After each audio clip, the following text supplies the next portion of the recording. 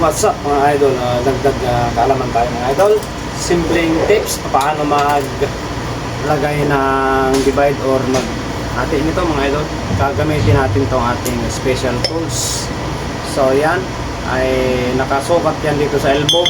Kung anong size itong elbow, meron tayo naka-prepare niyan. Then nakahati na nga pala yan sa apat. So yan, napakasimple lang. Pwede nyo itong gawing diskarte ganito mga idol. So yan, ilapat nyo lang to.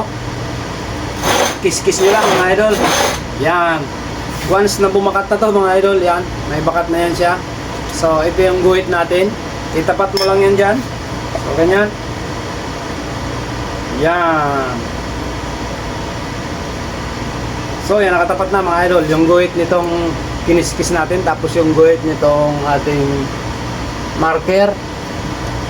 So yan. Ganyan lang. Pwede na natin siyang guhitan mga idol. Pwede na ang guhitan. Yan. So, yan. May guhit na tayo.